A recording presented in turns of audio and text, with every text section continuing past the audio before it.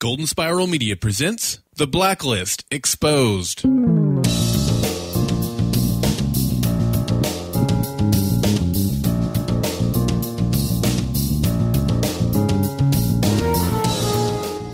You better be nice to me today, Aaron, or I am going to wash out your mouth with soy-based soap. Welcome to The Blacklist Exposed. I am Agent Troy Heinrichs. And I'm Agent Aaron Peterson, and I'm here from the GNOME Coalition of America to address some recent issues with Agent Ressler. So look for our petition soon on change.org. Thanks for joining us this week as we discuss number 31 on the Blacklist, Zal Bin Hasaan, which aired November 12, 2015, written by the Brandons and directed by Michael Watkins. Show notes and other intel for this episode of The Blacklist Exposed can be found at theblacklistexposed.com. Well, we came up a bit short this week in our quest for 10 new reviews, a week between now and Thanksgiving. Are you a little bummed, Troy? No. I mean, we said we got to get 40 by the end of the month, so we still got some time to make up some ground. No problems at all. All right. Well, thanks to all of you that have risen to the challenge. Super thanks. We really appreciate it. But since we only received 5 new reviews this week, there are no second chance winners this week. Sad face. Now the goal is 40 new reviews by the weekend of Thanksgiving. And so far, we are about a third of the way there. So this week, reviewers number 3 and 1 get the second chance prize of an extra entry into the drawing for the grand prize, a copy of Season 1 and 2 of The Blacklist. So we got some ground to make up in order for that grand prize to be in play. So please go ahead, pause the show right now, leave that written review in iTunes since we need 15 new ones this week to make up the ground, and then come on back. Because we got lots of stuff to talk about this week. Angry gnomes, that's what we got. Well, we asked you last week to answer the profiling question, which was, what is Red's endgame to clear Liz? Oh, that's a good question. And we've got several interesting answers. Josie said, the director will be cornered and won't have the choice but to expose himself. I like she used expose. Yeah, I'm just more concerned about that visual because now I've got, the wrong visual. All right, Aisha said, I think it was self-explanatory with the call he made to the director. My question is, why did Red not find it necessary to find Karakurt or have him found himself? That's a really good question, actually.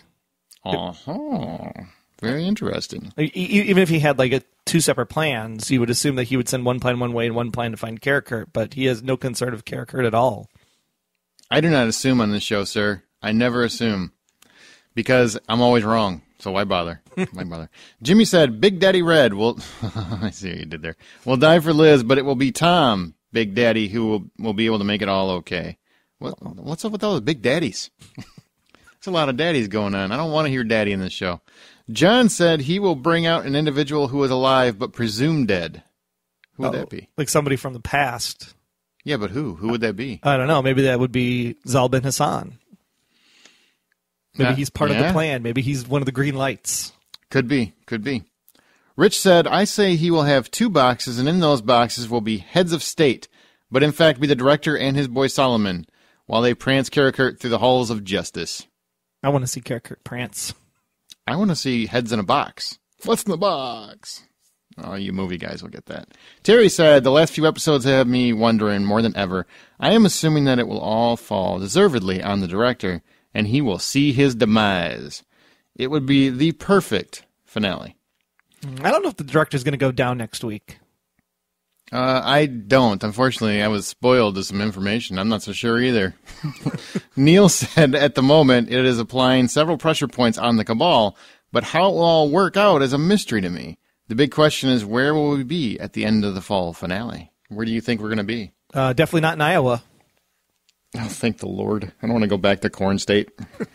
I'm not knocking Iowa, believe. I've actually gotten a couple of... Why are you hating on Iowa? I grew up around Iowa. I don't want to go back there.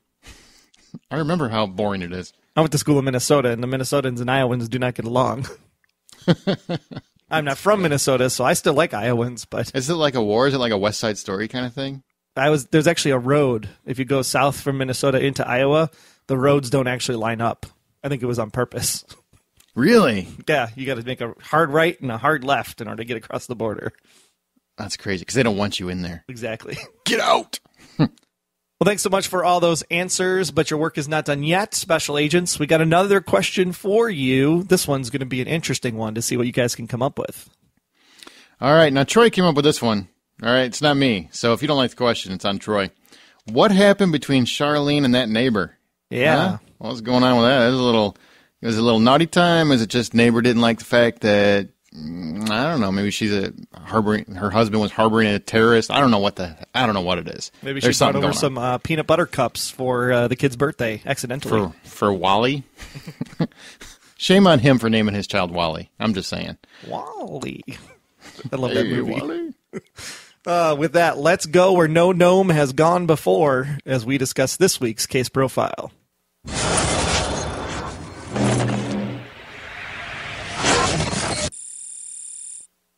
Did you really say where no gnome has gone before? I sure did. Wow. All right, well, we actually start in the past. In 1992, Tehran, Iran.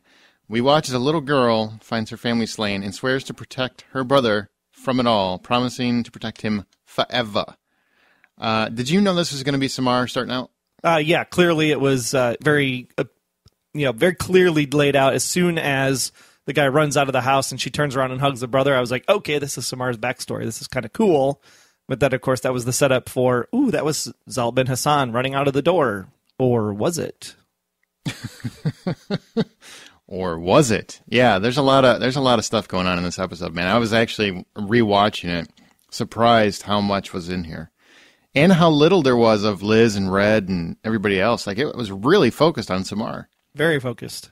And I'm happy because we've been asking that question, since season 2, the beginning of season 2 or something like that? Like, what happened? Is she still working for Red? Is she working for the Mossad? What is she doing? And now we have our answers.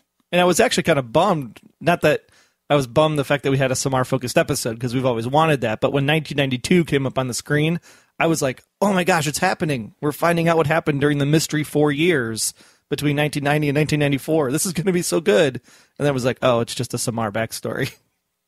What did you want? Like a whole history of what she's been doing for the last 20 years? No, I thought it was going to be like something Red was doing in Tehran, and it was going to be a piece of that missing 4-year puzzle at first. Or gotcha. Or even better, that Red would have been involved with Samar's backstory from the beginning. Well, there's a lot about Samar that happened in this episode. We learn a lot about her and cause a lot of rage, which we'll get to as we go through the characters. Because, man, people are mad. Mm-hmm. There's some angry people out there. Happy people, too, but mostly angry. I'm just saying. No, I think there's only one happy person. Yeah. Ressler. You go, boy. All right, well, we move on, and we meet up with Sammy's Mossad partner, that old gigolo, Commander Levi Farah. Is it Farah? Or Farah. Farah. Tomato, potato. And he captures Shaheen, who is Samar's brother. What? Yep. I didn't realize he was still alive. Yep. Neither did she, apparently. Double take. What do you think about this little twist? That he is still alive. She didn't know that the whole time. That was kind of the one thing of the episode where I was like, okay, if he's still alive, I immediately went to, he's Zal Bin Hasaan. Mm-hmm. Like, jumped there right away. No question about it in my mind. I was like, oh, man. So then I was interested to see where it goes, because then it was, how is she going to wrestle with the idea between, get it, wrestle? Yeah, I get it. I just was pretending like it didn't happen. I was excited to see what was going to be the dynamic between her and her brother for the rest of the episode. Unfortunately, she doesn't realize it till much later in the episode, and I think there could have been more dynamic between the two of them if she would have known sooner. It would have been interesting to see them struggle back and forth, because it didn't seem like there was much, thought or, second guessing when she gets to the end of the episode with Red. Well, we're getting there, because I do have a question about that. Actually, I love this episode. I guess we should say, where do you stay? Because last week we weren't so happy about how the episode turned out, or at least I wasn't. And apparently it makes me a hater, because I thought it was just okay. I love fans, man. Why are you hating on this episode? I just thought it was okay. That's it. I didn't hate it. But whatever. What did you think about this one? Was it a step up? Well, I knew it was a step up from last week because it was going to be a Samar-focused episode. So I knew it was going to be Samar-focused, but because I knew it was going to be Samar-focused, I may have set up expectations in my head a little bit too much. And so when this episode played out, I was like, it just wasn't as dramatic as I thought it was going to be. I thought it was going to be darker, deeper. It just was kind of like, again, I was like entertained until the last 2 minutes, and then I had to like sit there and like do the brr like a dog does. That's what I picture you doing most of the time, yeah. Yep. But yeah, it was a good episode. I liked how it played out overall. So the Brain does a great job writing and revealing when they needed to reveal what they needed to reveal. But at the same time, it was just kind of like, oh, it could have been so much more powerful, and it just wasn't. I don't know. I don't know if that was because of who they cast for Zal Bin Hasaan. Just wasn't that exciting dynamic of an actor, or what. Something was just missing in this episode, and I don't know if it was because they focused so much on Ressler and the director and Tom and Cooper that it took away from Samar's performance. I think you're a hater. That's what I think. I am a hater. Obviously, hater. Stop drinking your haterade. I love the episode. Just shy of loving it. I mean, there's a couple things I guess this is one where I wish the story would have been drawn out a little bit more. Exactly. That's exactly right. Yep. I've talked about that a little bit. You know, Samar is probably, honestly, next to Red, is probably my favorite character. And that includes Liz, and I know that probably makes somebody angry somewhere, but I like the dynamic, and I think that she's a wonderful actress, and you know, she doesn't do a lot in terms of, like, her performance doesn't fluctuate to some degree. She's like a Clint Eastwood in the post office. But I like that. You know, I like that she's not constantly vulnerable. She's not constantly a stereotype. And that's what I like about that character. So when she got the focus, I was very excited. And that's not taken away from Liz. I just really like Samar as a character. And to give her the focus was great. I was really excited about it. And then when the storyline hits, it just, to me, feels like this could have been a two-parter, probably should have been a two-parter. I would have rather had this episode start last week and finish this week and then move into the fall finale. I just think there was enough story there to make that work, probably. I think that is exactly the issue. I think that it was something that could have been set up much longer because we've already been introduced to the brother storyline twice before, right? Once when Red and Samar meet each other at the start of season 2, and the fact that she blamed Red for her brother's death. Then they find the person that Red says was behind the bombing in the scimitar. And now we have a third thing with Samar and her brother setting up this. So it's like, for all those times we've been dealing with Samar and her brother and her pain because of the loss, it just didn't seem like it paid off that well. And I don't know if it's because it wasn't drawn out over 2 episodes. It could be.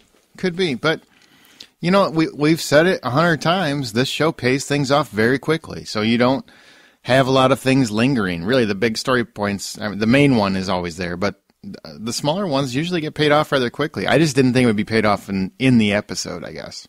Now, did you think that the brother was Zal Bin from the beginning, like the minute you saw him? Yes. And just like you, as soon as he was reintroduced as, I thought you were dead, I'm like, oh, well, he's the bad guy. Yeah. He's got to be. And maybe that would have been it. Maybe it would have been a different way that they would have had to work harder to find him and not have him be at the beginning of the episode. So, like, literally when they find him at the end of the episode and she, like, unlocks the cage, he immediately grabs the gun and aims it at her or something. And then it would be like, oh, didn't see that coming. You know, but this was, like, very telegraphed from the get-go. It was, but I still love the episode. I mean, like I said, just shy I love the episode. It's like, it's not my favorite of the season or anything, but it's up there. I really enjoyed it. And anytime you get, like, Red or Dembe or Samar-focused episodes, I'm a happy guy. And that's not to take away from Liz. It's just because, you know, I've said before, I don't like the Liz and Tom romance, and that seems to be a focal point still. And, you know, I'm still waiting for Tom to bite it. I wish he was a garden gnome is what I'm saying, you know. Or at least the romantic angle would drop. But we'll talk about that in a little bit. Are they selling those for Christmas? Ryan Eggold-shaped gnomes?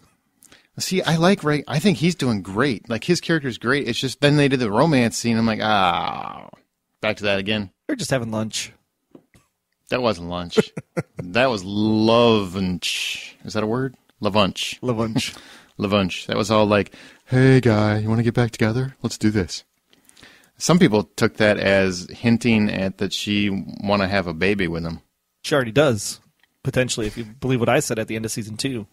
Which is that she could be pregnant? Romantic sex leads to babies, yep. Better not. That's all I'm saying. Just don't be a story hindrance. Okay, turns out Shaheen is Hassan, and it was all a ploy to gain access for an attack in order to gain a list of agents assigned to capture Hassan. Which, all right, that works. Makes sense. Yeah, find the people that are trying to kill me so I can take them out first. Yep, and Levi and Samar burn the files. I guess a question I have on that, who still has paper files? You'd be surprised. Seriously? Working in HR, we actually have a digital storage and a paper backup.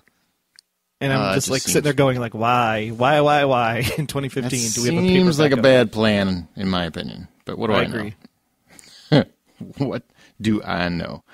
Well, I want to thank Levi for getting shot, by the way, while I'm thinking about it. I really do appreciate him taking that bullet so Samar could help him out. It really made my day a little bit brighter. So I was even fumbling saying those words because I was so like, yay. One thing that was interesting, though, the actor that plays Levi, he actually played a Mossad agent in Covert Affairs with Piper Perabo. So it was really great to see him in the role because I was like, wait, does this guy actually work for Mossad in real life? Because he's playing the same character again. Oded Ferrer is his name. Yes. He was also in The Mummy. You might know him from The Mummy. And that timeless classic, Deuce Bigalow, Male Gigolo, which I love that movie. I don't care what people say. But he didn't play Mossad in either of those two movies. He did not. No. He was probably an agent in Deuce Bigalow. I bet you. I could see him connected in The Mummy, though. Like that would be his ancestor. Oh, I gotcha. Okay. I could see a connection. Okay, well, here's where we come to. I mean, like we do every week, we just talk about the basic story, and then we'll break down where each character is at the end. At the end of the episode, Samar, after she realizes who her brother is, gives her brother to Red for his plans to clear Keen. Because basically she has two options, right?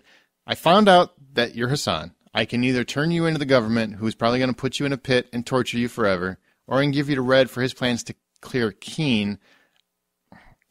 Are those the only two options she really had? I mean, could she not just take him and run? Or would Red not allow that, you think? Samar seems to be above reproach in a lot of ways, so I don't think she would want to go on the lam with her brother now that she knows that her brother is responsible for killing all those people in Pasheen. Because I'm sure she has more, love of country, love of duty, that sort of thing. So them running away together, definitely not an option. So really it's, do I honor my allegiance with Red? Because remember, Red planted her as the mole. Or do I honor my allegiance with my task force? Because that's who I'm currently loyal to. Either way, those are the only two choices she had. So it's either, death by rotting in a long period of time or death instantaneously. And for him, she's probably thinking for all the death that he's already caused, death instantaneously might be a better choice. I suppose. And I think this is where we got stuck on it would be better as a two-parter. Because this decision, to me, as a viewer, seems extremely hard. Like if it was my sister or my brother, I would have a much harder time making this decision. I could not make it in a snap moment like that. Oh, so you wanted it to end so that her and Ressler could have some pillow talk to decide over the decision? Is that what you wanted? No, I would. I think as a preference, like it doesn't matter. I mean, the episode's done; it is what it is. But as a preference, I probably would have rather had the reveal, like the episode ended on the reveal that he is Hassan, and then the next episode we get the rest of it. I agree, 120 million%. I think then we could have had a little bit more of her wrestling with that decision, and deciding exactly what to do, how to handle her brother. Should she turn him over? I just felt like that decision was very rushed, and it's not to the detriment of the characters or anything. I mean, it works. It's just, for me, it felt rushed, I guess. Mm-hmm. Agree. So do you buy this? You do ultimately buy this choice then, that she would turn him over to Red? Yes, agree. Do you think he gets killed by Red? Oh, 100%. Yeah. Man, that's hard, because that basically, you just sentenced your brother to death. Right, and that's why I think that I was so not overly enthused with the episode, because it seemed like it should have been a much more harder decision and a harder thing to deal with than just you can have him and turn and walk away. Yeah. But it was still a great episode. I really liked it. So Troy's stupid. All right, let's go to our characters. Dembe, pretty low key this week. He didn't really do a whole lot. Gets attacked by a Revolution member pretending to be Hassan in the shower. That was awkward. And also gets to shoot up a dock wearing shades. By the way, how cool does he look? He's just shooting people wearing a sunglasses. He's like, I don't want glare. Come on now. That's right. The flash from my barrel isn't going to stop me from finding you. And that's about all Dembe did this week. Anything else that you can think of? No, that's pretty much it. Yeah, background character. Mr. Solomon, though, he had an episode. He went back to that restaurant that Tom likes to frequent, found our very pretty Asian waitress that's still working. That poor woman never gets a day off. Ever. I feel really bad for her. And he's trying to get information by posing as he's going to be delivering an inheritance. and he creepily like tucks her hair behind her ear. And as soon as that happened, I'm like, she should run.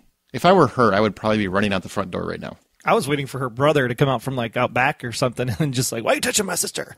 Yeah, it's very awkward and creepy, but, you know, props to her. She's obviously scared, so she gave him the information. Or she was trying to be helpful. I don't know which one. Well, apparently Ressler went looking for Keen. Instead, has a showdown with Solomon. Did you see that coming? I mean, I think we both probably assumed that when Ressler went after Keen and both the Keens in that restaurant, like they weren't going to be there, right? We assumed that. Oh, yeah. The Tom and Liz were at a different place than where they actually were. Mm-hmm. That's the one part I was kind of unclear on. Were they actually at the restaurant earlier in the day and it was a time of day thing, or did they actually go to a different restaurant? Because, man, they did a really good job making it look like the same booth. No, they went to a different one, actually, because they say later in the episode Cooper tipped him off. Because remember when Ressler attacks the gnome and Tom, when he confronted Cooper, he said, you tipped them off. That's why they weren't there. Then was it confusing to you that it almost looked like an identical restaurant? No, it wasn't confusing. It's television. It was supposed to make us go, oh, man, which is what we did. I could buy that, I guess. Hang on. Are you okay? You seem like you're not into it yet. No, I mean, I was just thinking, like, I really was actually thrown off by that because it literally looked like the exact same restaurant. And if they were tipped off, you would think that they would actually go to someplace that didn't look like that same restaurant. Like, I thought it was, like, overly engineered. So that's why I was like, they had to have gone at a different time of day because I actually thought they went to, was it Wing G's? Is that the name of the restaurant? Winglies? Yeah. Winglies? I don't know. I don't speak Chinese, so. Yeah, that's why I thought maybe they went earlier in the day because it looked exactly the same. Like, literally exactly the same. Yeah, it did. But they ended up getting Solomon. They have a nice little standoff. I thought that was pretty fun, actually. And he's like, and then when he takes him back, and tells him he works for like a German consulate, and he has diplomatic immunity. Which, by the way, there's a lot of Lethal Weapon stuff in this episode. I'm just saying. but he says he has diplomatic immunity. What do you think's going to happen with this? I didn't realize that he would have that, I guess. Well, does he really have the diplomatic immunity, or is he just saying he has diplomatic immunity? I'm pretty sure they would check that. I think that's one of those things. Somebody says, you probably reference it and say, hey, guys, does he have diplomatic? Oh, he does. All right. Guess can't do anything. No, just like Karakurt works for the current newspaper that's in town. Mm-hmm. Like a Things happen. Make it happen. Things happen. And he says the line that I think made me laugh hysterically, but I didn't even catch it the first time, where he's like, you may not have diplomatic immunity and you may not, under any circumstance, bore me. That was a great line. Nice job, Eddie. When he actually took the card from him and said it was illegible and dropped it in the soup on purpose, I thought that was great, too. Well, then we can move from Solomon to the director, because the director ended up torturing Solomon with a fish hook. Mm-hmm. That seems a little drastic, don't you think? Yeah, I was actually trying to figure out how that process worked, because you never actually get to see it. You just see the bandage actually later on in the episode. So it would have been interesting. Now, did it go down his throat or down his nose? What did he do? That's what I was trying to figure out. I was like, where's the 24? Because 24 would have actually shown the torture. Yeah, well, at 24, he would have cut his head off, That because Jack Bauer ain't got time for that. But yeah, the fish hook, whatever it is, I assume it went down the throat, and he would just pull it out, and it would just be so painful. But that led to a nice little moment between the director and Solomon later, where Solomon's like, it's nothing compared to what's going to happen to you. Mm-hmm. You know what I'm saying? Mm-hmm. That's a nice veiled threat. He's going to have to, one of them's going to have to kill the other, is what's going to have to happen. That's what I think. I honestly think one of them is going to go toe-to-toe with the other one. It isn't going to be Red taking them down. It's going to be them taking each other down. I think the director's going to kill Solomon, because right now I feel like Solomon feels like he has the upper hand, and he's smoother, he's smarter, he's better, and I think the director's letting that play. But I definitely think Solomon's dead. You want to see Solomon die? No, I don't want him to. I just think he is going to be dead. Maybe they stand off against each other and they pull the trigger at the same time and kill each other. And then Red goes like, "Well, I didn't see that happening." Now it's a John Woo movie? I don't want that. Okay. I want one of them to double cross the other one and Red to benefit from it somehow. That's what I want. Okay. Laurel Hitchin kicked the director to the curb, which means this working together thing was short-lived, like we've said. They pay it off quick. Are you bummed by that, or do you wish they would have worked together just a little bit longer? This was the one that confused me a little bit because I was trying to figure out where Laurel Hitchens' loyalties lie. Because was this you don't need to work together anymore because we already planted enough bugs in this place that we can keep an eye on them anyway, and she still works for the Cabal? Or is she really on the up and up like the Judge, and then she's just getting played and not even knowing it? So what do you think? I mean, surface value says she's just working for the president, and because they can't work together, she's like, you're done here because I told you to work together, and Peter, you didn't, so you're out. I don't buy it. I totally think she's in on it somehow. She has to be. I mean, she has to be. Has to be. And I think the reason I think that is I think she was there to get director involved, to try to find them, and then realize, I think, that there's no way Ressler was going to work with him, so that's why he's out. That's what I think. That's my personal opinion. Mm-hmm. And I think Ressler was getting too close to catching the director, so you're out. You're out. This isn't going to work. But and also maybe to buy Ressler's trust, or to earn Ressler's trust, so he believes in her. He has faith in her. Yeah, you know what I mean? Yeah, maybe it was a way for her to lure Ressler in. Get a fishhook reference? Oh my God. So I think my God. Maybe dad joke. Hang on, I'll write that down. Dad joke. Yeah, so I think maybe it was that. I think it was Laurel trying to buy favors with Ressler. Okay. Because it didn't seem like he was interested in the cake pops, so she had to try a different tactic. Well, now we're getting to where it gets interesting. Cooper, or Roger Murtaugh, as I like to refer to him, is apparently getting too old for this stuff, as he is pissed that Tom actually brings Karakurt to his house. Why did he bring him to his house? Because, hey, we gotta go. We gotta go now. I couldn't find you. I assumed you were home. Let's do it. Let's go find Liz. They seem to find like an abandoned warehouse any other time they need it. Why are they driving by Cooper's, which I assume would be a concern because maybe he's being watched. We don't know. I mean, Cooper was under investigation.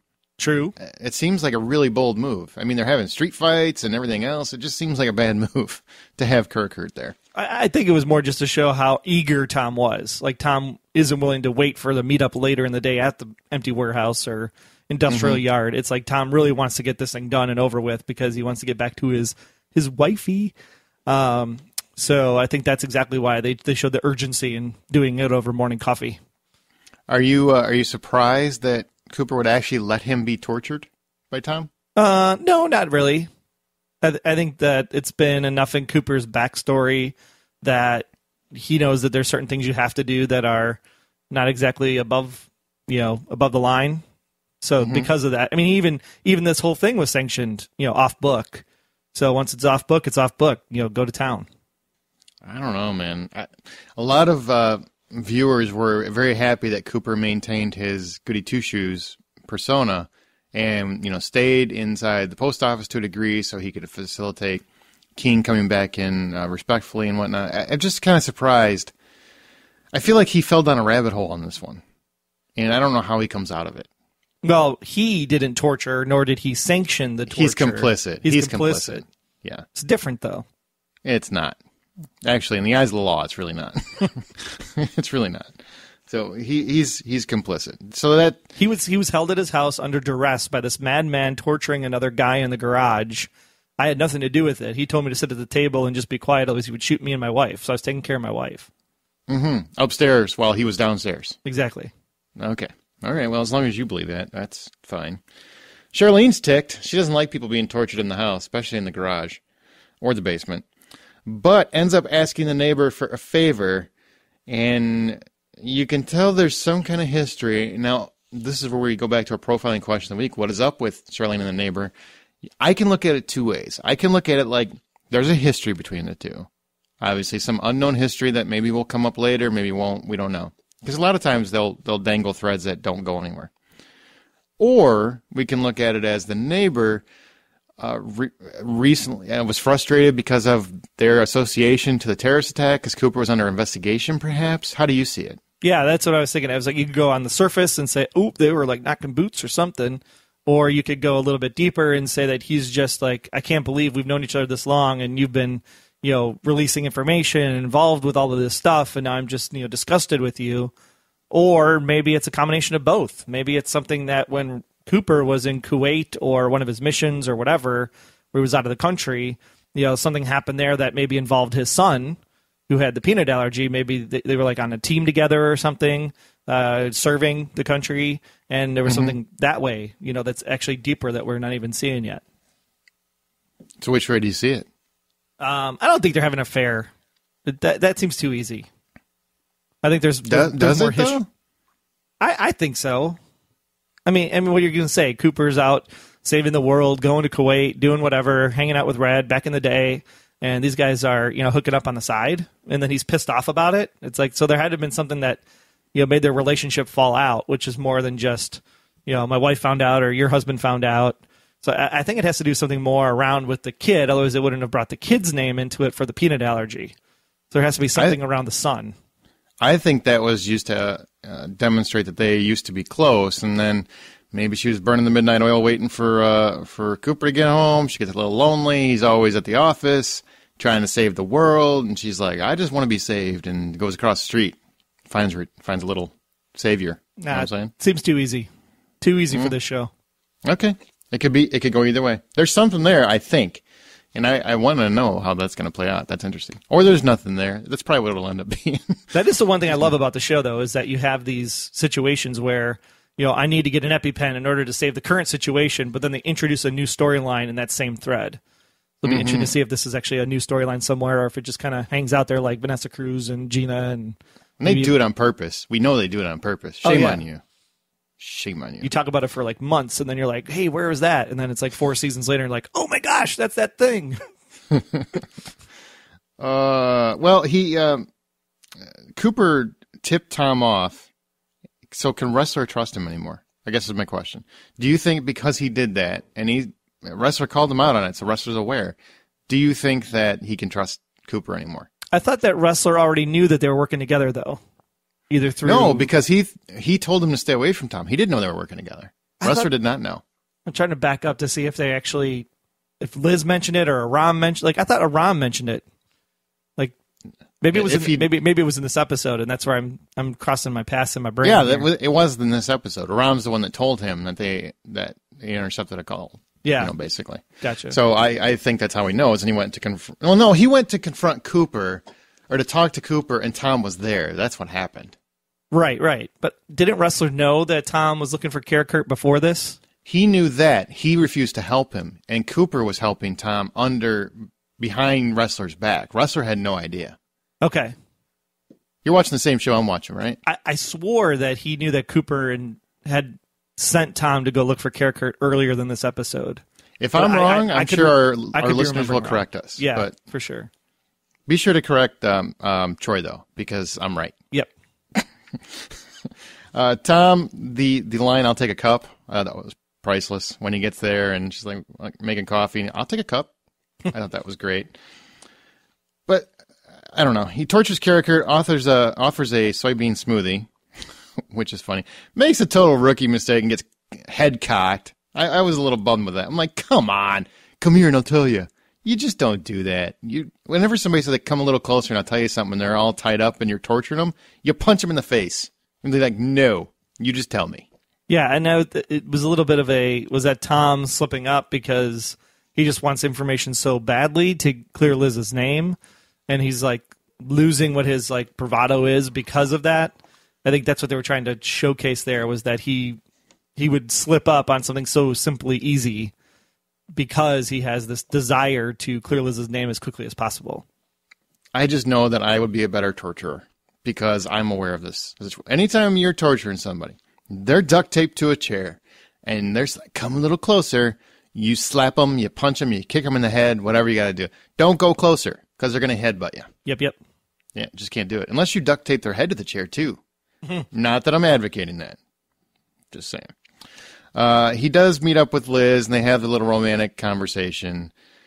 I know you're a fan of this, so what did you think of this scene? It's okay, I guess. I don't think you love this episode as much as I did. You really seemed kind of bummed a little bit. It jumped around so much. I mean, I wanted it to be like 100% Samar the entire time. And it was just all this extra stuff, and it's like, does all this extra stuff really need to be in here? Like the dry cleaner guy. Like, you really need to introduce the dry cleaner guy. just to get some information. And I guess I'm frustrated because it's like the second week in a row that Liz is like completely a background character. Like what? That's couple legitimate. lines. Mm-hmm. So what do you think? Did you like this scene then? Did this scene work for you? Or did you think it was a little forced? Do you like it? Do you see like where they're going with it? What? No, I mean, it works. I like it, don't like it. I think it doesn't really matter at this point. I think it's just, it needs to be there to advance the story, I think, is where I'm at. I really want the love thing to stop. I've said that 100 times. I know some people are like, I want them to get together. Look, here's how I'll lay it out. In order for Liz to be a redeemable character, Tom can't be part of her life, is how I would see it, as a person and as a viewer. So for me, as long as Tom is a romantic angle, Liz will never be able to have a life again. He is part of the problem. I guess the issue is do I want Liz to be a redeemable character? And I think this episode was clearly, these last two episodes, right? She's literally like Dembe Part 2. They come into this dry cleaner's place. Yep. And Red confronts the guy. She walks up from behind. She literally goes over to the door, pulls the shades, turns the thing over. It's like she's like fully immersed now into this scenario. So do I really want her to be redeemed? No, I think her and Tom could get back together and they could live on a life of crime the rest of their lives. And I think I'd be okay with that. You had me at her on the run, living a life of crime, but not with Tom. I just don't like Tom and her together. I like Tom. I want him to go off and do badass things alone. But come on, they could have such epic fights when they argue over things like, what color should we paint the walls? And then they could like totally kickbox each other like they did in season 1. They paint them red with blood. That's the deal. I don't know. Yeah, I mean, I think that's where it's going. This is the Blacklist, though, so one of them will end up getting shot between the two of them, I'm sure. I don't know. But I do like how, I mean, Tom has just been, he's been a badass, man, the last few episodes, and I'm really digging that. I love his character. I love what they've done with him this season. Oh, and when Ressler gets there, and look, let's be honest, Tom was actually trying to be relatable to him. He's trying to be calm. He wasn't, like, getting in his face. And then Ressler got all macho on him, and then decided to, kick his ass in the middle of the lawn. And I like that neither one of them really was winning that fight. Did you notice that? Yeah, and this is where it was so frustrating when you get to the end of the episode, because it's like they're still fighting over Liz. It's kind of cute. And then, nope, not so much. I don't know about cute, because, man, you just infuriated a lot of people. But I love the fight, and it led to my favorite moment of the season so far is when he kicks that gnome for no good reason. I don't know why it was so funny, but I have seen that scene literally 50 times, it feels like. And I can't stop laughing at it. And not because you have like a GIF or anything of that just on your Facebook wall playing over and over and over again. Oh, man, I do. I just keep watching it. I just love it. I'm just like, is it GIF or GIF? We always get that wrong. No one cares. That's why we all do it in JPEG. It's so funny. Oh, my God, it was so funny. I'm like, Diego, nice job. You fantastically kicked that gnome. I'm very proud of him for that. Well, clearly Diego will never be on The Amazing Race now because of that. So funny. So fun. Just in time for Christmas. He should go kick some elf dolls next. All right. Let's see. Liz. Oh, boy, Liz. She didn't listen to Red's advice again. Is she going to start paying for that, you think? This is the third time, and she hasn't paid for it yet, so... I think it's building up, though. I think her not listening to Red is going to be a major factor. He has tried to tell her several times, and she just ignores every piece of advice he gives her. I think it's going to bite her in the ass at some point. But she's done that before when they were working together back at the post office, season 1, season 2. Mm-hmm. And it's bitten her in the butt a lot of times. Yeah, but not to any detriment. So I think the question is how much detriment would they put her in? I think they're going to put her in a lot of detriment. I really have noticed, like you were talking about, Liz has been very absent from storylines the last couple episodes. And this one, really the only thing she did, other than act like Miss Dembe, was when her conversation with Tom happens, you can tell that she does want that family. And then you get that shot of her looking longingly at a family. You can tell she wants that. She wants that normalcy. So I don't think that dream is dead, which is why I think she wants to be redeemed to a degree. Agree or disagree? Because they showed her looking at the family, I would say, yeah. I mean, that's still her deep, dark desire, from the Jinn. She wants to have that husband and the kid walking in the park. I just don't know how she gets back there. And I think that's maybe something we're supposed to be questioning, because that's what we've been questioning about Red. How does he get back to the white picket fence and the family and Christmas Eve and opening presents and all that jazz? Nice segue to Red, who started the episode with a line that I swear was written just for you. Do I dare eat a peach? Might as well live dangerously. To me, that's an allusion to his sexuality. Oh, yeah. What do you think about that, Chief? Mr. I think Red is Liz's mom. I think it was brilliantly played. I just love the way Spader actually carries this out with such, coolness. It's a coolness factor. He just like, oh man, it's like, these are just wonderful and I have to enjoy this and, take my time with it, which is like what you talk about, when you talk about women, you're talking about, how, baked to perfection, if you will.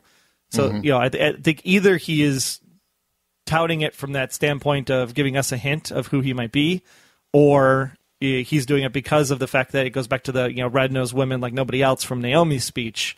And so he's just, pointing that out to Liz, like, I understand things more than you do, and this is the way you should look at the world. I swear it was written for you, Troy. I really do. Like, as soon as I heard that, I'm like, are you kidding me? We need more hints that maybe his stupid theory is possible. Damn it. All right. Well, who do you think Red wants to meet ultimately? I mean, this is all building up to a meeting, so who does he want to meet?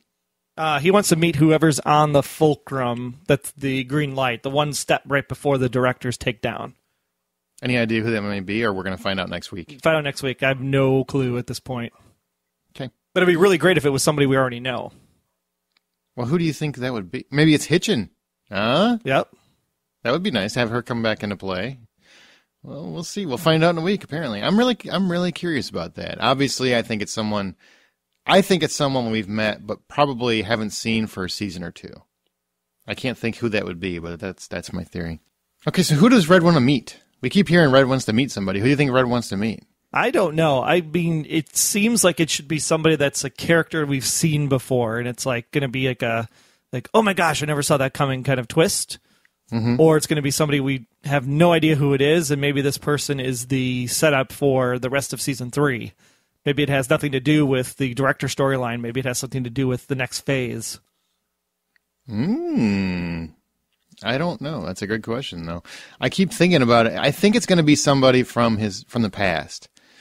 I mean, I guess they could introduce a new character, but I really think they're not going to. I think it's going to be somebody from the past we haven't seen in a while. Could this be somebody that they were talking about with the comic books, about potentially having the comic book blacklisters come into play? It could, yeah, but it wouldn't be anybody that any of us that didn't read the been comic caught book up on. Yeah, I only read episode 1 or issue 1, so you might know who it is, but I wouldn't have any idea. That'd be interesting if it is one of the comic book people. That'd be cool. Mm-hmm. That would be interesting. We'll find out next week, I'm sure. The Ted Bundy glass blowing or story, the vase story. That was weird. That was weird. I'm like, what? He knew Ted Bundy? What? Or was it just a guy named Ted Bundy and he was just like, I get it, Ted Bundy. Oh, no, it was Ted Bundy. It seemed like Ted Bundy. Now I have to go research and see if Ted Bundy was a big vase maker. Yeah. It was a fun story, though. He has a man tortured. It was nice to see that a returning character. That was fun. And he finds out about the attack a little late, of course. But I think what we learned throughout the episode, and I think we've known this for a while, but we really get to see it firsthand, is that Red and Samar seem to be of the same cloth to me. In terms of, they do what they think is right regardless of the system. Does that make sense to you, what I'm saying? Yeah, absolutely. I mean, and this would make sense why she was the only one ever to actually catch Red off guard, right? When she had Mossad or her posse come in and Lord Baltimore and capture him back in season 2. So I think that it shows that they are really kind of kindred spirits in a way. Absolutely. I really like that being spelled out, so to speak, in this episode. I felt like we finally, because we get so much more about Samar, we kind of have an idea of how her life started out in hell, much like Red's, much like Dembe's, and she has come to believe in her own system of justice, much like Red, much like Dembe. So they're all of the same cloth, I think. So, don't turn the Karakurt over is what Red tells Cooper. Do you think that's a good idea? I mean, what's Red's better idea? I think Red needs Karakurt for himself, maybe to deal with this meeting that he's going to come up with. Well, do you think that I don't understand what could be better by bringing him to red, bringing Karakurt to red, as opposed to turning him over where he's going to basically exonerate Liz? What could possibly be better? Because he's not Karakurt. He has a facial reconstruction and all this other stuff. So how are they going to prove that this is Karakurt to anybody who might be also corrupted by the cabal within the FBI or CIA or whoever needs to hear the plea and the story because of this? So maybe he has something that he has to do to Karakurt in order for Karakurt to become Karakurt again.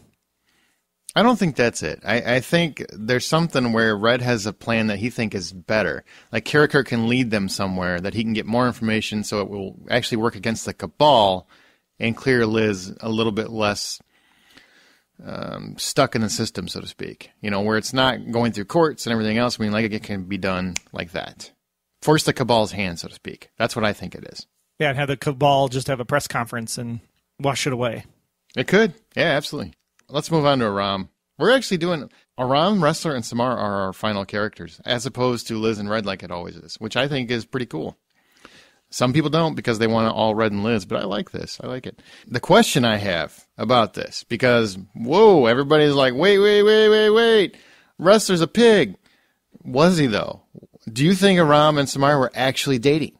You don't show me the photo of the two of them together in street clothes on the refrigerator to not prove a point. And then the fact that they have these little kind of side fun conversations when they see each other at the office. I mean, clearly they had a relationship of some kind, whether you want to call it dating or really close friends or something. But there was more to the two of them. And the fact that Aram gets really broken up about the fact that, you know, oh, Agent Navabi's alive, she's okay, you know, clearly shows that Aram has feelings for at least Samar. So the real question becomes is what's going to happen when he finds out what happened. All right, and here's where I'm going to come in, and I'm going to defend Samar. I'm going to defend my lady. I've been in those where you have like work relationships where you're really friendly, you have a lot of fun, but there's nothing there. You know, I had a friend I was really close to, and we did like all kinds of. We were hanging out all the time, never anything else, right? Other people always intimated that there's something else going on, or they think, wow, it sure seems like they're cozy. No, just friends. I do believe it's possible that he just really cares for her as a brotherly character, not necessarily romantic. Or he cares for her romantically, but she doesn't reciprocate. They're just friends. They just hang out, you know, off days. They go bike ride and that kind of thing. And he sees it as more than it is without it actually being a relationship. In that respect, that's not her fault. That's his fault. Agree. Yeah, and I think that's one thing that why they've kept this relationship coy is that you don't really know what their relationship is at the end of the day. You interject and assume a lot of things, but you don't really know. Yeah, and I think we've all, because we want them to get together, so we've all jumped to that conclusion. I mean, we've done it here all season. We've jumped to that conclusion. And they were just like, ha, gotcha, and then just ripped the carpet out from underneath us. But I think people on the line and on the internet are just mad. I mean, they are like, screw Ressler. I hope the Gnome family comes back and kicks his ass. And it's really, is that fair? I don't think that's fair. If they didn't actually have any kind of relationship, that's not fair. And it's something you have to think about with Samar's character, because if she is of honor, you know, above all else, right? Especially, you know, when you think about her history and where she comes from in the Middle East, you know, honor is a big thing for her. So if they were dating, then I don't think Samar would have done this with Ressler. And again, we don't know they actually did anything, right? We didn't actually see them in bed, clothes off, that kind of thing. They were just kind of kissing up against the wall. Really? Yeah, they were doing stuff. They didn't go all they did not physically show like enough that would make you say they were having sex. So like next episode, they like pick back up and they're like, I'm sorry I couldn't do that, man. I thought you were the one. No, they were doing it. They were doing the bump ugly moments. That's what they were doing. Then why cut it off so early in the hallway and then to have it be so dark? Like Samar, do we need to see them? We got the gist of it. Well, you could start the next episode with her just pushing Ressler away, saying, you know, what are we doing here? I don't think you're going to see that. I think they went downtown. You know what I'm saying? Mm-hmm. Yeah, I think it happened. And there's going to be ramifications from that. I think there's going to be fallout from that to a degree. Maybe it will be with Aram. Maybe he will have an issue with the fact that the woman that he was kind of in love with, and Ressler knew that he really had feelings for. Now, maybe that's the case. And there's going to be like a work issue. But she's going to be like, hey, we were just friends, buddy. You know, and I was feeling vulnerable. I was upset. I just saw my former love, and I found out my brother. I was just in a state where I needed to feel something, and that's what happened. And I'm sorry, but adults have those relationships, and it's perfectly okay. I know people are mad, but it's perfectly okay. Now, I think this is one of the reasons why I was a little frustrated with this episode, too, was because there were numerous times that when Ressler was talking to Samar, you could see Ressler like put his hand on her shoulder, put his arm semi around her as he's walking away. You know, he's always touching her. And then as they're having this really deep moment conversation, which you assume is just going to be a conversation, and then they kind of look at each other, and then the music starts, you're like, oh no, please, dear God, do not go there. And then they flip, and it's like, oh, they went there. And it's like, so I had to actually play it back a couple times because I was hoping that because it was so dark that maybe it would have been her old flame from Assad, and it was just the angles were going to make it not look like Ressler, but it looks like Ressler. It's Ressler. It is Ressler. I have no doubt whatsoever that it's Ressler. Now, the only thing I have doubt on is I don't know if she was actually in a relationship with Aram, and I think that was intentional. So we are like just angry and screaming and yelling at the TV, which I think we all did. Oh yeah, I mean, like literally, it was like the music came up, and you're like, oh no, they're not going to go there, and then they went there, and you're just like, what did I just see? Replay. Yeah, no. I think was the reactions as like, you know, what was it? Because it's on at 9, right? So at 10 o'clock, at 10 o'clock Eastern, the internet was like, no. The internet almost exploded. It was pretty fantastic. And if I learned anything from the Blacklist, it's what I already knew about life. Nice guys always finish last. I'm sorry. It's just a fact. If you really want the really pretty girl at work, the rebel, whatever, you're going to have to be a little rough. Look at Tom. Look at Ressler. You just got to be a little rough around the edges, guys. I'm sorry. If you see a really pretty girl, tell her she's ugly. That's how you get them. That's what I'm saying. Poor Aram. I felt so bad for him. He was definitely, in my opinion, very smitten, but I don't know about the relationship. I did like his line in here where he's willing to break the law for her, which is funny because he tries to avoid doing that, but he's like, despite being a felony, it felt amazing. I thought that was a great line. He had some great moments in this episode. He absolutely did. And I think in the next episode he's going to have some sad ones. You think he's going to cry? No, he won't cry. He'll figure out a way to get revenge. Hack his computer. Take his bitcoins. Take his bitcoins. All right, well, Ressler, his private parts were pretty prominent this episode. Hitchin threatens him, and then Samar takes solace in him. What do you think about the rest of this episode? Do you like his direction that they've went with his character this season? I mean, they're almost at the midpoint. This seems to me like I absolutely love Ressler's development of his character this season. Mm-hmm. And when this happened, I think it goes to show that Ressler is not a leader. Like he can't be the leader that they want him to be. Why do you think that? Because he was able to fall into Samar so easily. And I think it's partly because he has the addiction thing, right? So I think this is something where, granted, it's not pills, but it's still an addiction, right? He needs the release or the whatever to get over this, you know, frustration he has about Cooper that he like seeks out. Like that's always what happens, right? You're angry about something. So then you not go, Cooper. I would stop you right there. Not Cooper. I think that was over Liz. That was a Liz moment. That was Tom's back in Liz's life, and I thought when I got her, I would be her white knight, and I'm not going to be. That's what I think. But that would only happen if you have the interaction with Liz. He didn't have an interaction with Liz, so he can't assume that they're back together. He has to assume that Liz is still on the up and up and not going to go back to Tom, just because Tom's trying to clear the name and win her back. That's just a bro fight between the two of them, right? No, because he knew that they were meeting up. And that Cooper tipped him off. So, yes, he was frustrated with Cooper. But he was angry at Tom because Tom is back in Liz's life. And he thinks he's helping her the wrong way. And he's also going to be the white knight. And I think Ressler really wants to be that white knight. He wants to save Liz. Okay, so then that goes to my point then, though. So what happens when you have an addiction syndrome is that because he fell apart in this one part of his life, he immediately self-destructs and will do basically anything to self-destruct that other part that was causing him the pain. So by trying to get back at Liz, he goes right to Samar, which then ultimately, of course, pisses off Liz and can never be with Liz because of it. I think it's possible. I think it's more about vulnerable. I mean, it's just they were both two characters in a bad situation at the same time. That's all it was. Then you heard that line, it's like, what really matters is this, here now. Nothing else is guaranteed. And then that's sexy time. Ressler's not in a vulnerable situation, though. He was, too, because you're not seeing it the way I'm seeing it. I'm seeing it as he just realized Tom is coming back, and he's going to be the one that exonerates Liz, because he basically alluded to that.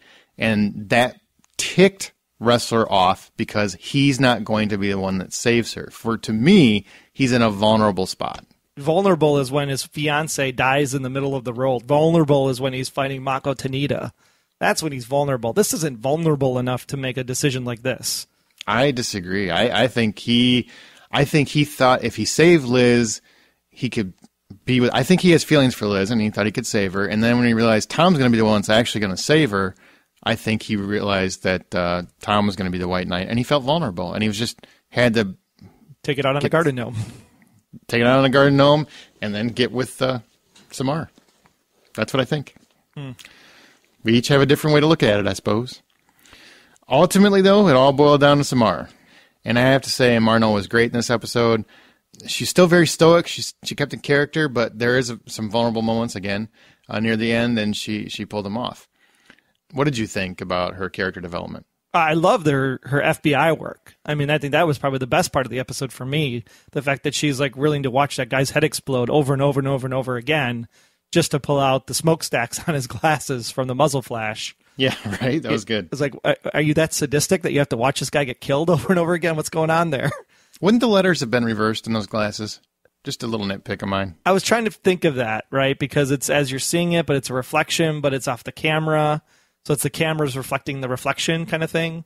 Yeah, total nerd moment, but I just watched it. I'm like, I think the letters wouldn't they be backwards? I don't know.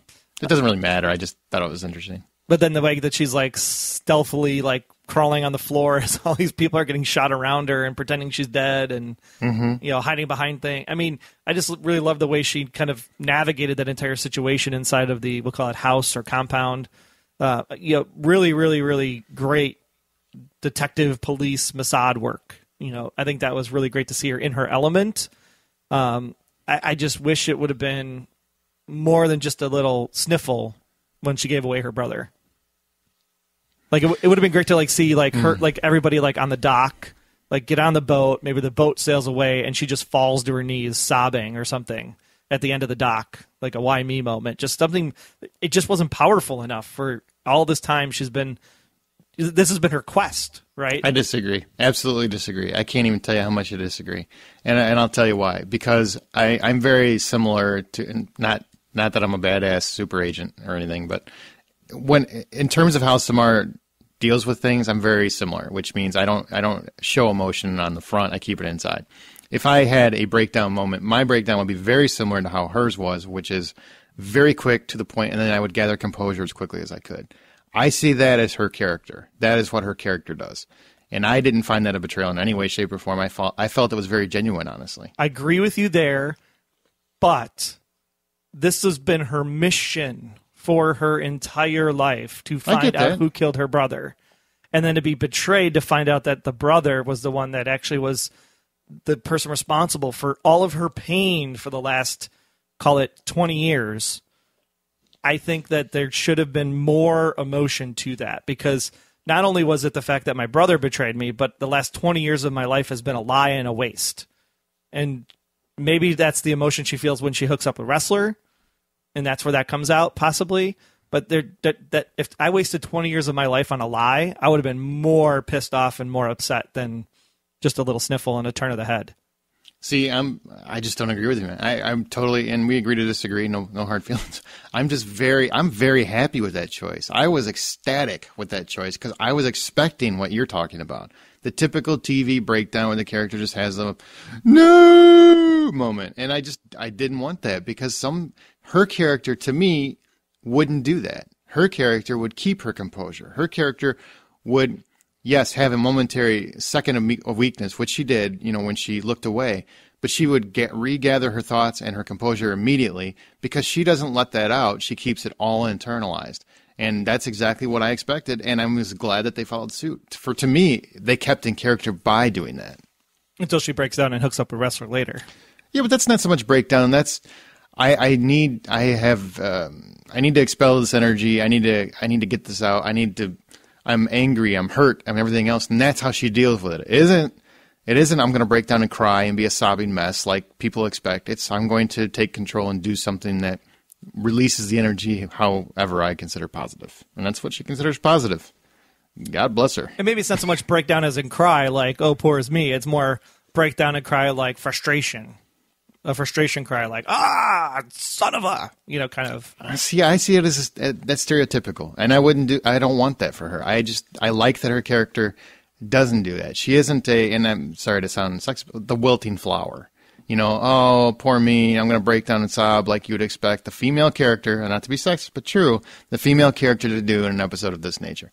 She handled it like she stayed in character to me throughout the entire thing. She was stoic, she was firm, she was determined, sad, and, it was an emotional experience for her, but ultimately she dealt with it all internally. So everything she does internally.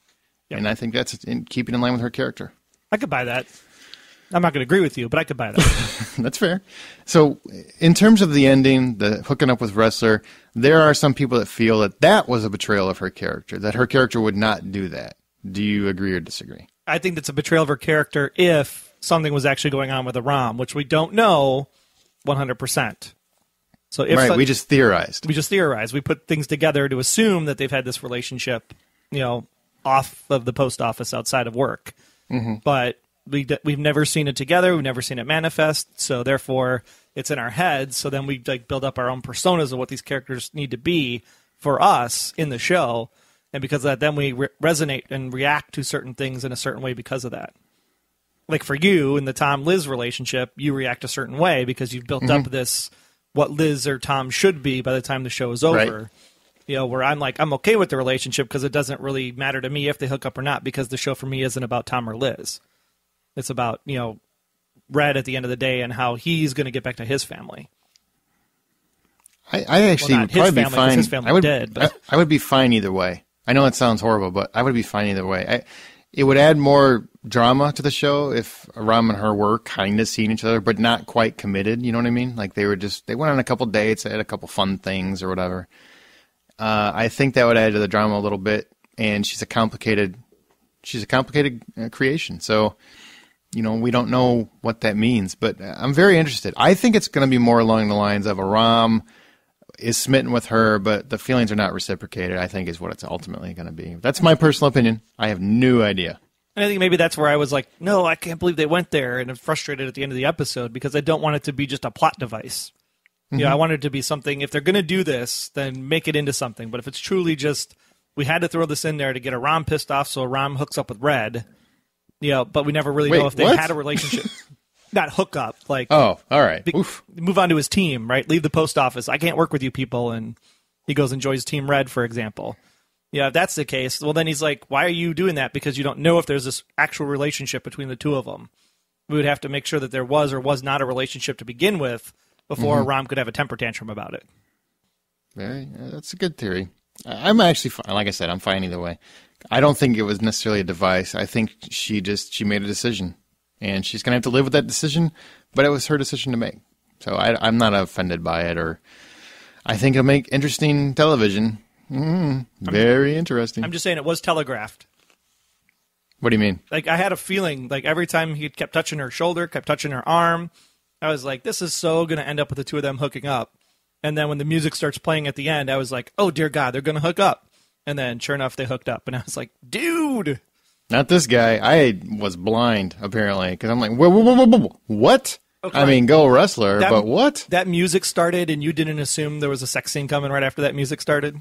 No, as soon as she said the line, I knew a sex scene was coming. As soon as she's like, nothing else is guaranteed, I'm like, oh, they're going to do it. It's go time. Let's do this. And I know some people are going to call me out because I've made many alluded statements to Samar and her wardrobe choices. And there was a wonderful T-shirt at the end. And why haven't I spent more time focusing on that like a total pathetic human being that I am It's because her performance was great and the character was great and the story was great to me, and I don't want to dilute it with my chauvinistic tendencies. But trust me, I thought it the whole episode. You know what I'm saying? All right, remember to be sure to download the Blacklist Exposed for iOS and Android. Be sure to go even deeper into the mystery of Red Reddington by visiting our partner Blacklist sites, theblacklistnbc.com. That's theblacklistnbc.com, as well as see the weekly post for Clearing the Red Tape in our Facebook group. And go even deeper into the episode. Yeah, so we did have 5 new reviews, so a quick thanks to Scout88 from the States, saying this is a gem of a podcast. Also from Ms. Hoffman from the United States. You guys are great. Love listening to you. From Sinistram from the United States. This is great. Great job, guys. I even think the theory that Red is her mom is almost believable. Almost. Awesome podcast from Keith from Pittsburgh in the United States. Hosts do a great job discussing the show in a nonlinear but character basis. And from Area 109 from the United States. Listen to multiple Blacklist podcasts, and this is the best by far. Love the format of the podcast and how they break down the show. Thanks so much, everybody, for sending those in. Remember, we need 15 next week to get back on track to make sure we get 40 by Thanksgiving, or just get all 40 in right now. Go ahead and do it. Yeah, it'll count, right? I did get a nice email from a friend who just started listening to the Blacklist because they've seen me post about it on Facebook or whatever, and they finally caught up and had listened to the show. I think they just listened to this season, and they gave a really nice compliment. They like how we do the podcast breakdown. And I always appreciate that because I know most podcasts do a step-by-step, scene-by-scene recap, basically, of the entire episode. And we don't do that, which is not the norm for most of these TV recap shows. So I'm always pleasantly enthralled and surprised when people compliment us on that. I always think that's going to be the thing that makes people go away because we don't do it like everybody else. But I always appreciate it. We are and now let's see unique. Definitely unique. Right. Definitely unique. A unique flower. Now let's see what stories Red has to tell with this week's Red's Rhetoric.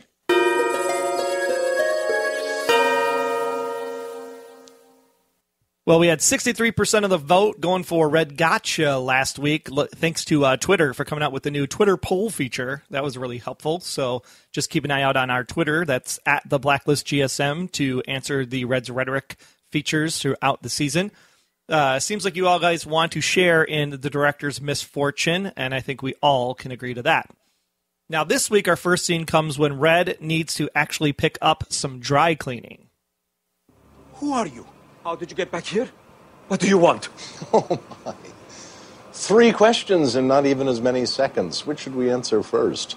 Actually, how about this? I'll ask a few questions first, and then we can get to whatever's on your mind. I'm sorry, but my name, it is somewhat common. Perhaps you are confusing me with I knew a guy that happened to all the time. Best glassmith in New England. Nobody could free blow a vase like Theodore Bundy. Can you imagine Ted Bundy? An amazing craftsman, couldn't sell a vase. We know who you are, Farzine. Is she right, Farzine? I could blow off a kneecap. Wait, look.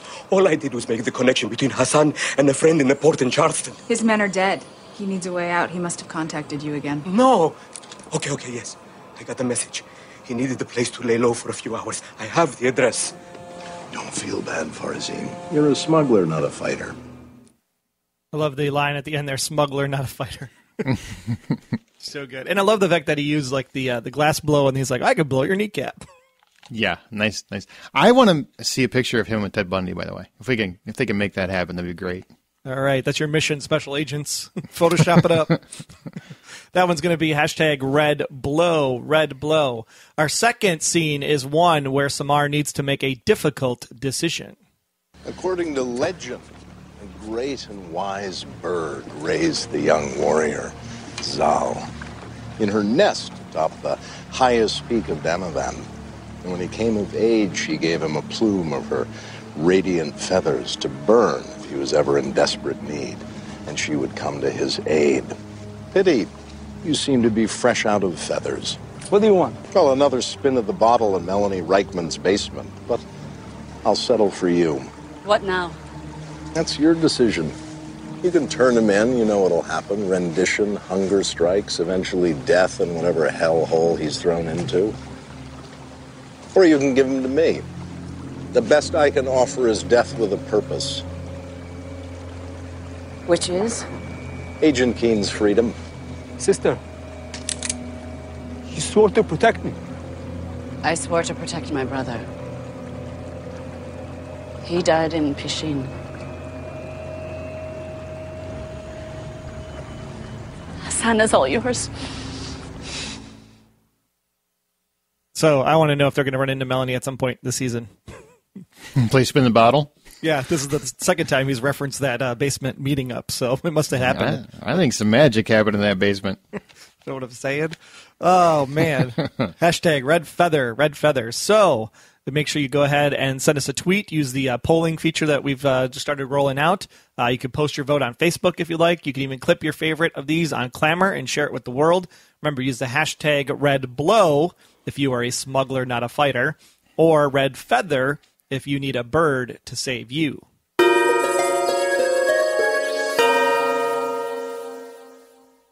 I'd be all right if Samar saved me. I'm just saying. All right, some special agent intel. Hey, guys, I love last night's episode, especially seeing Red's personal interrogator return. I was half expecting Leonard Call to pop up and say a few lines. I'm thinking Red is building an army to combat the Director and the Cabal, which would consist of Call, Kaplan, Dembe, Keen, Red, so far. Thanks, Daniel from Toronto. Canada. Welcome. I actually really love them. I think this is something we were talking about as this season progressed so far, because we saw Glenn come back, we saw Kaplan. I think that they're really trying to build up the network and showcasing the network throughout these episodes in this first half of season 3. I love it so far. Oh, absolutely. Next, Andrew. Well, the episode was slightly better than last week. However, I felt it was missing something I can't place. Anyways, it was good to see Samar getting a backstory, though I did not anticipate Samar's brother being alive and is actually the notorious terrorist Hassan. I felt that there was less Red this episode. You didn't feel it. There was less Red. However, I did like the Tom Karakurt interrogation scene. I also felt that the Tom Ressler fight was not needed and could have been avoided if Tom had been upfront about him capturing Karakurt. Although I was happy to see the Director being evicted from the post office, I have a feeling he has a way of getting back in, or has a mole inside the post office. Maybe a Ram, because he'll be a little bitter, you think? Possible. Possible. No, the thing with Tom, Ressler, Cooper, one thing that I saw as I was going back through the rewatch was that I think they were trying to tell Tom, Ressler that they had Karakurt and what their plan was, but Ressler was eager to get off the phone because he had something else that was more important that he had to do. So I think it was Ressler's own fault that he wasn't informed by the time he got to the house. They did try to tell him, because Cooper was like, hey, I got to tell you something. He's like, I can't talk right now. Got to go. Ressler bought it on himself. Oh, good point. Absolutely. Now we've got a voicemail from Neil. Hello, this is Neil from Bowie, calling the Blacklist exposed from a non-secret government location in Greenbelt, Maryland, about Zal Bin Hasaan, a 100% blacklister straight from the top there. At first, I thought that he actually was the one who killed Samar's family, and so I did not expect Samar's brother to be him, but I thought that he was working for him. It was a nice crossover with covert affairs with Oded Bear playing a Mossad agent there. Ressler definitely had it out for Tom there, and a poor garden gnome suffered the consequences. Feel real sorry for Ram with what happened at the end of the episode with Ressler and Samar. Next episode should be extremely tense. Looking forward to it. Onward. Neil, thanks so much for calling in on our phone number, and I think that he has some really great points there as well. Don't you think, Aaron? Absolutely, yes. And I think we covered most of them, and I'm also happy that the guy from The Mummy and Deuce Bigelow was here too. Oded Ferrer is I like him. He's a good actor, and I always feel like he's not appreciated enough. Okay, the professor, Mr. Chuck Town, shared his first impressions. Don't be too quick to fall for the obvious. We have seen such interactions before, and the writers have known to hide clues in the midst of all the chaos. What do you mean? What do you mean? Well, he means like there's like little small things along the way that you'd miss because of all the other stuff that's bigger or badder going on around you, like maybe the Charlene and the neighbor, for example. Gotcha. Momentary distractions do not equate to permanent relationships. Never have seen the Blacklist as a romance. This show is hard on relationships. Very rough on them, especially if you're a Rom, because nice guys finish last. I added that. This one will take several viewings to mine all the subtleties and nuggets out of it. Nothing is too small in these episodes. I agree. There's a lot of stuff floating around in this one. Yeah, definitely a third or fourth watch needed here because I'm sure there's backstory that we totally missed. Even another location, I believe, that Red was talking about with those guys in the restaurant at the beginning from some of his past doings, another place in the world that he's been back in his criminal days. Yeah, that's all cool and great, but I'm not watching it for that. I'm watching it for the gnome. All about the gnome, man. Taking my toys and going gnome. You guys crack me up. You are funny, informative, and present a very fresh look at my favorite TV show. Thanks, Tessa. Well, thank you, Tessa. I agree. I am funny. Sorry. I do appreciate it. Thank you. Greetings from Tokyo, Japan. First-time listener and writer. I like how you do your podcast. It's more entertaining than any other podcast I have heard on the Blacklist. Keep on continuing the good work. I cannot comment on the current episode that just aired as I am in the middle of Season 2, Sakaki. Catch up. Catch up. Yeah, absolutely. Thank you. Thank you very much. Yeah, it'd be interesting to see if they, because of the break, if Netflix will actually allow the first 8 episodes to hit Netflix before January when we come back.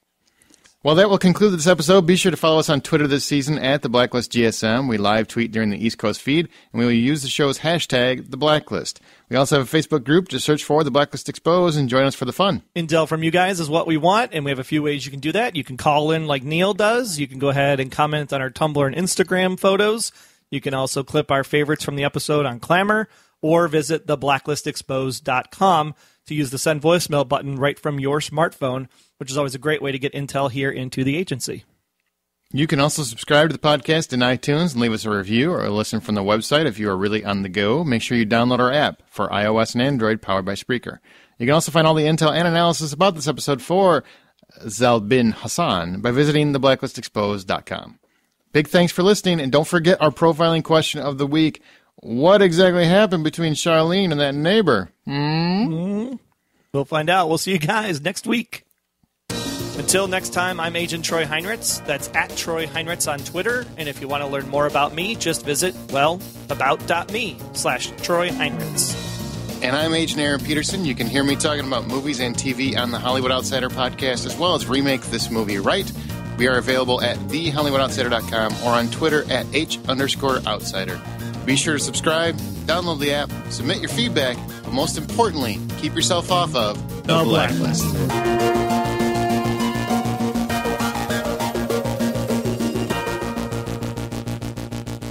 The Blacklist Exposed is a Golden Spiral Media production, copyright 2015. Find more of our great podcasts at goldenspiralmedia.com/podcasts.